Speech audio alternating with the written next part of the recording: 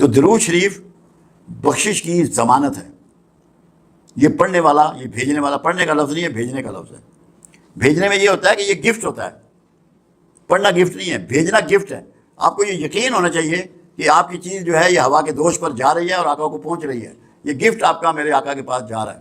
پروردگار عالم نے اپنے لیے تو کوئی پروٹوکول نہیں رکھا، مگر اپنے حبیب کے لیے پروٹوکول رکھا. پہلا تو یہ کہ اگر تم نے رسول اللہ صلی اللہ علیہ وسلم کی آواز سے اپنی آواز کو بلند کیا تو تمہارے کیے ہوئے سارے اعمال ضائع ہو جائیں گے اور تمہیں خبر بھی نہ ہوگی. کہ اگر کسی رسول اللہ کے فیصلے صلی اللہ علیہ وسلم کہ دل میں بھی تم نے سوچا اس کے اگینسٹ، تو تمہارے سینے سے ایمان کو نکال دیا جائے گا، تم صاحب ایمان نہیں رہو گے. صرف تمہارے دل میں اتنا گمان آئے کہ جو فیصلہ رسول اللہ نے فرما دیا اس کی مخالفت، اس کے لیے ناپسندیدگی، تو تم میں ایمان نہیں رہے گا. تیسری چیز، دو چیزیں ایسی ہیں جو پروردگار عالم ہمیشہ قبول فرماتا ہے، باقی کوئی چیز رد بھی کر سکتا ہے.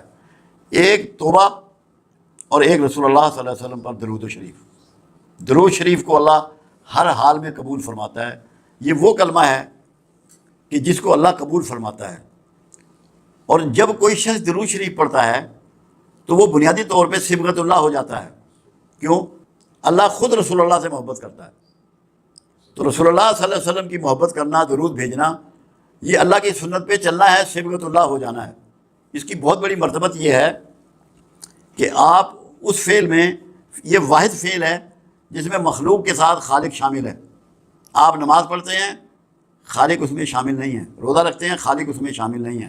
حج کرتے ہیں، خالق اس میں شامل نہیں ہے. کہیں اللہ نے نہیں کہا کہ میں روزہ رکھتا ہوں، میں نماز پڑھتا ہوں، میں حج کرتا ہوں. کہا کہ میں اور میرے فرشتے محمد رسول اللہ صلی اللہ علیہ وسلم پہ درود بھیجتے ہیں. اے ایمان والو تم بھی درود و سلام بھیجو، سلامتی بھی. ایک تو یہ وہ دعا ہے کہ کائنات میں اس سے بڑھ کے کوئی دعا اگر ہوتی تو اللہ اپنے رسول صلی اللہ علیہ وسلم کے لیے یہ چاہتا کہ وہی دعا دی جائے، رحمت کی، برکت کی، سلامتی کی. اس کا فائدہ یہ ہے جو چیز آپ ڈیلیور کرتے ہیں وہی آپ کو واپس ملتی ہے. ایک فائدہ یہ ہے، ایک تو اللہ راضی ہوتا ہے، آپ صبغت اللہ ہوتے ہیں، اللہ کی سنت پہ عمل کر رہے ہوتے ہیں. آپ جب رسول اللہ صلی اللہ علیہ وسلم پہ رحمت بھیج رہے ہیں، برکت بھیج رہے ہیں، سلامتی بھیج رہے ہیں، یہ سب کچھ آپ کی طرف لوٹایا جا رہا ہے، آپ کی طرف یہ لوٹتا ہے. آپ کو بھی یہ چیزیں نصیب ہو رہی ہیں. کیوں؟ کہ جو بھی یہ گفٹ اللہ کے حبیب کی طرف روانہ کر رہا ہے اللہ اس سے راضی ہوتا ہے اور اس کو انہی چیزوں کے ساتھ برکات اور رحمت اور سلامتی پہنچاتا ہے. دوسرا، خود اللہ کے رسول صلی اللہ علیہ وسلم کا فرمان مبارک ہے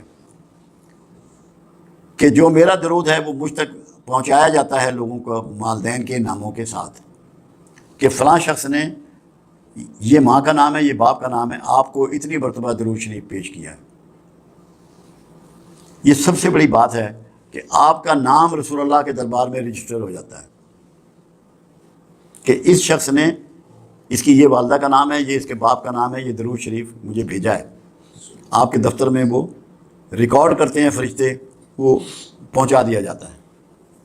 دوسری بات یہ ہے کہ خود آپ کا فرمان یہ بھی ہے کہ شب جمعہ، یعنی کہ جو جمعرات کی رات ہوتی ہے، جس کو شب ہم جمعے کی کہہ رہے ہیں کیونکہ ہمارے یہاں رات پہلے ہوتی ہے، میں خود سنتا ہوں. ایک بات اور ہے، قرآن حکیم میں وعدہ کیا گیا کہ تم جس کسی کو دعا دو تو جو دعا اس نے دی ہو یا ویسی ہی دعا اسے واپس لوٹاؤ یا اس سے بڑھ کے دعا واپس لوٹاؤ.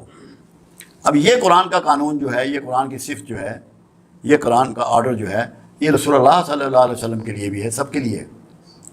اس لیے جب کوئی شخص کملی والے پر دعا بھیجتا ہے، درود دعا ہی ہے، اور سلام بھیجتا ہے، تو رسول اللہ صلی اللہ علیہ وسلم بھی اس کے لیے دعائیں فرماتے ہیں، ریٹرن میں اس کو دعا عطا فرماتے ہیں، کیونکہ قرآن کے قانون کے عین مطابق. تو یہ جنت کی بشارت ہے درود بھیجنے والے کے لیے کہ جب تو رسول اللہ کے لیے دعا بھیج رہا ہے تو رسول اللہ صلی اللہ علیہ وسلم اس سے بہتر طریقے سے تجھے دعا لوٹا رہے ہیں، اور جس کا دعا گو رسول اللہ ہو جائیں اس کے لیے کوئی خطرہ نہیں ہے، کوئی دوزخ کا ڈر نہیں ہے، کوئی آگ کا ڈر نہیں ہے. انشاءاللہ اللہ کے ہاں اس کی مغفرت ہے اور اس کی بخشش ہے. ایک فائدہ اور، جو پنجابی کی ایک مثال ہے، رانجھا رانجھا کردینی میں آپے رانجھا ہوئی. جب آپ بار بار سرکار پہ درود بھیجیں گے اور آپ کا تذکرہ کریں گے تو اس سے آپ رسول اللہ صلی اللہ علیہ وسلم کی عکس آپ میں اترے گا، آپ کے اندر وہ عکس اترے گا، وہ صفات اتریں گی، وہ کمال اور خوبیاں آپ کو ملیں گی، وہ حکمت و دانائیاں آپ کو پہنچیں گی، عکس بنیں گے آپ۔ مگر اس کے لیے آپ کو درود شریف کے ساتھ رحمت کے رویے کو اپنانا ہے، معاشرے کے لیے، مخلوق کے لیے، ہر مخلوق کے لیے رحمت بننا ہے، کسی کے لیے زحمت مت بنے، آپ کے ہاتھ اور زبان سے کسی کو تکلیف نہ پہنچے، تو عکس محمد آپ ہو جائیں گے اگر صحیح معنوں میں دل کی گہرائیوں سے اگر آپ درود شریف پڑھیں گے۔ درود شریف کی اتنی برکات ہیں، میرا تو ایمان یہ ہے، اور دیکھو کمال کیا کیا گیا، کوئی نماز ایسی نہیں ہے جس میں درود شریف نہیں ہے، یہاں تک کہ جنازے کی نماز میں بھی درود شریف رکھ دیا گیا کہ جس نے کوئی نماز نہیں کبھی پڑھی، ایک دفعہ درود شریف کسی جنازے میں پڑھ لیا تو اللہ کے رسول کی دعاؤں کا مستحق ہو گیا، اس کی عاقبت سنور گئی، اس کی آخرت محفوظ ہو گئی۔ تو یہ اللہ نے ایک مسلمانوں کے لیے شیلڈ بنائی ہے، پناہ گاہ بنائی ہے۔ تو درود شریف جو ہے یہ ہماری پناہ گاہ ہے، اس میں داخل ہو جاؤ اور دوزخ کے عذاب سے اپنے آپ کو چھڑا لو۔